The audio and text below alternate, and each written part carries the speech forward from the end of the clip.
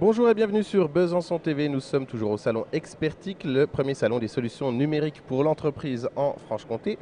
Et je reçois le studio des singes fous, Maniacal Monkey Studio, The Full Web Experience, interactivité et multimédia. Et pour en parler, je suis avec Cyril et Sébastien. Bonjour messieurs. Bonjour. Ça se passe bien? Oui, très bien. Alors, c'est quoi ce studio avec des singes de partout, Cyril? Donc à l'origine, c'est l'idée de trois passionnés de multimédia, donc Sébastien, Julien qui n'est pas là et moi-même.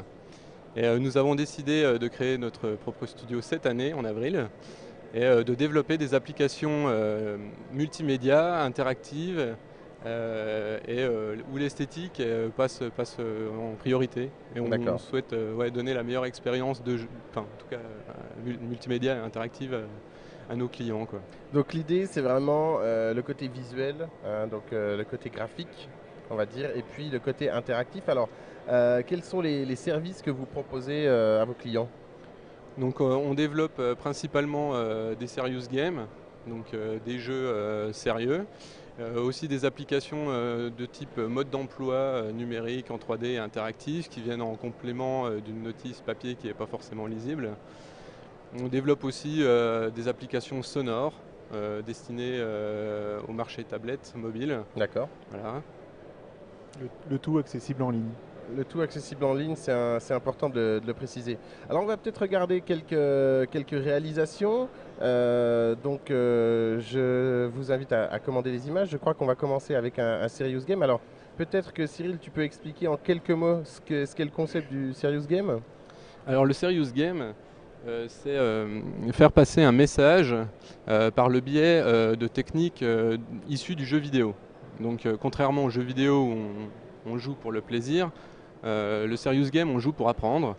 Donc nous principalement nos serious games, le but du message est pédagogique. Mais il peut aussi y avoir des serious games qu'on appelle advert game où le but est commercial ou marketing. D'accord. Alors Sébastien, si tu veux bien nous commenter un petit peu le Serious Game qu'on est en train de regarder. Donc là, c'est un service game réalisé pour l'INSEP, donc l'Institut national du sport, de l'expertise et de la performance.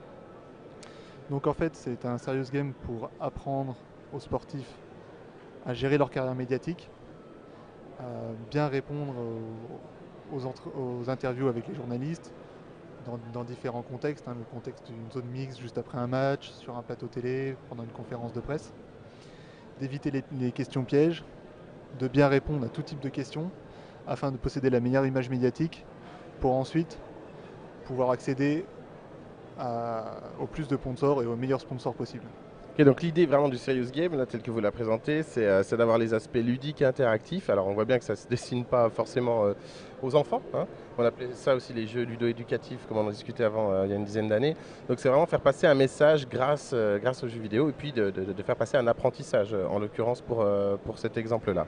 Très bien, on va passer à l'exemple suivant. Ok, alors maintenant c'est une visite virtuelle.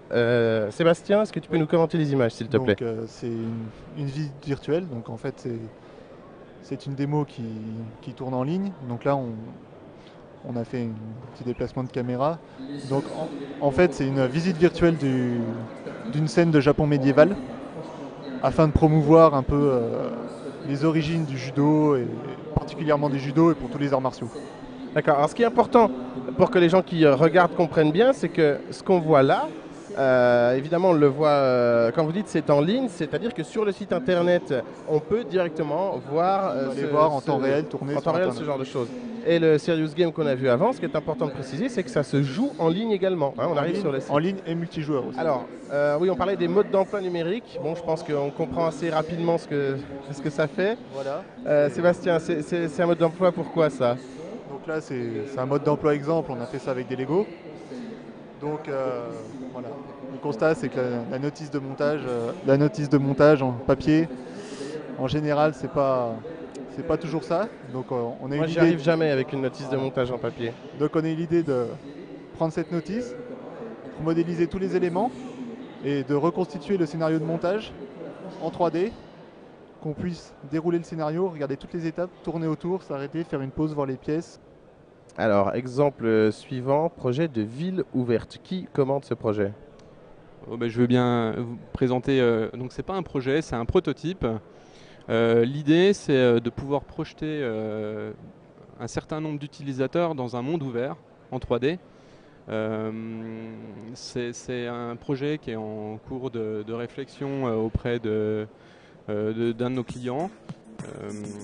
L'idée, voilà, ce serait de pouvoir créer une sorte de réseau social en 3 dimensions avec des interactions en temps réel avec les différents, enfin que les personnes puissent interagir en temps réel les unes avec les autres. Ok, et là ce qu'on regarde actuellement c'est... Donc là en fait c'est en développement aussi, donc c'est un prototype de boîte à rythme. Donc en fait c'est un peu un instrument de DJ. On apporte des sons dans une bibliothèque, on joue différents sons avec le petit clavier qui est en bas. Hop, on fait son rythme, on change la vitesse de lecture, on switch entre différents morceaux, le tout afin de créer un morceau de musique. D'accord, c'est une forme de séquenceur en ligne. C'est bien ça. Accessible sur tablette. Ah, ça c'est sur tablette. Ouais, et ça fonctionne avec le tactile et justement c'est une approche assez nouvelle. Approche piano. Approche piano du séquenceur sur tablette. Très bien messieurs, alors où est-ce qu'on peut prendre contact avec vous? Il y a, j'imagine, un site internet pour les gens qui sont dans le multimédia et dans l'interactivité. Oui, nous avons effectivement un site internet qui est www.maniacalmonkeystudio.fr ou .com. Très bien. Eh bien, Sébastien, merci à vous d'être venu sur le plateau. Cyril, merci beaucoup. Merci. Et puis, longue vie à ce jeune studio qui existe depuis un peu moins d'1 an maintenant. Longue vie à vous, messieurs. À bientôt. Au revoir.